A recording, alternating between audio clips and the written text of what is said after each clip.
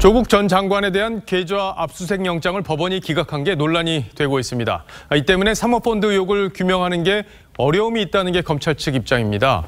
법조계에서는 극히 이례적인 일이라는 말이 적지 않습니다. 이 한 변호사 단체는 영장 판사들을 직권남용 혐의로 고발하는 일까지 벌어졌습니다. 왜 이런 일이 있었는지 지금부터 자세히 뜯어보겠습니다. 오늘은 사회부 법조팀의 윤수영 기자와 함께합니다. 자, 윤 기자, 법원이 영장을 몇 번이나 기각을 한 겁니까? 네, 모두 3차례 이상입니다. 지난달 24일 정경심 교수가 구속된 이후에 검찰이 조 전 장관이 정 교수에게 송금한 내역을 확인하기 위해 압수수색 영장을 신청했습니다. 그런데 법원 3번 이상 기각한 겁니다. 근데 청와대 ATM을 통해서 송금했다. 이건 이미 확인이 된 건데 굳이 계좌 추적까지 해야 되는 이유가 있습니까? 조 전 장관이 사모펀드 의혹에 연루됐는지를 확인하려면 돈 거래 내용을 광범위하게 들여다봐야 한다는 게 검찰 입장입니다.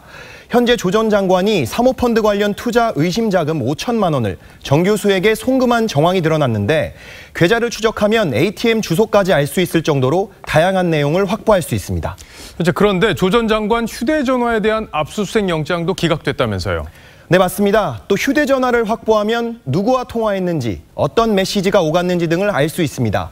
즉, 조 전 장관이 미공개 정보 등을 이용해 사모펀드 투자를 사전 인지했는지, 정 교수 등과 공모했는지 여부 등을 확인하려면 휴대전화 확보가 필수적입니다. 자, 그런데 계좌 추적 영장을 기각하는 일이 자주 벌어집니까?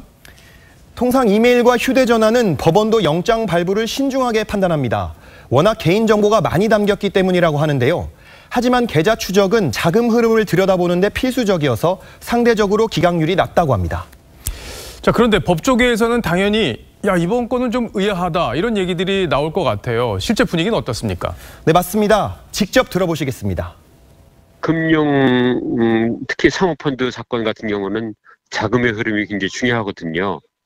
그리고 본인이 관여했는지를 판단하려면 또 휴대폰 기록이, 이번에 모두 기각된 것은 조금 이례적인 것이 아닌가 하는 생각을 많은 법조인들이 하고 있습니다.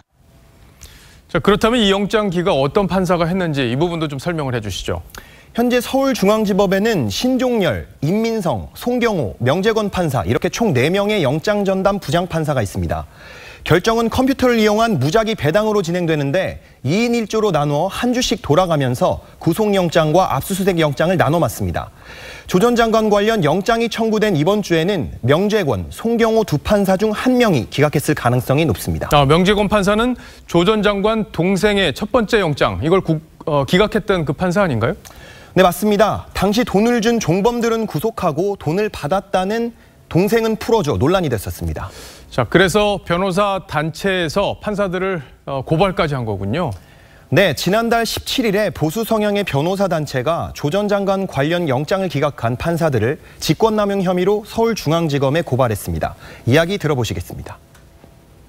휴대폰 압수수색이나 계좌 추적이나 이런 것들은 가장 기본적인 것들인데 이런 것들을 왜 여러 차례나 법원에서 막냐. 법원에서 조국 부부에게 너무나 자비로운 법 집행을 통해서 사실은 수사를 방해를 하는 게 아닌가. 저희는 그런 측면에서 고발을 했고.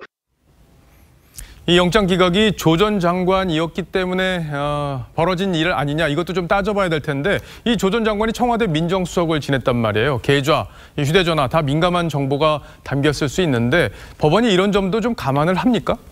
내부적으로 어떤 정무적 판단을 할지는 알 수가 없습니다. 하지만 법원은 범죄 혐의와 직접적인 연결이 있을 때 제한적으로 영장을 내주고 있다는 입장입니다. 이 영장 기각 문제가 앞으로도 계속 논란이 될 수 있겠군요. 자, 윤 기자 잘 들었습니다.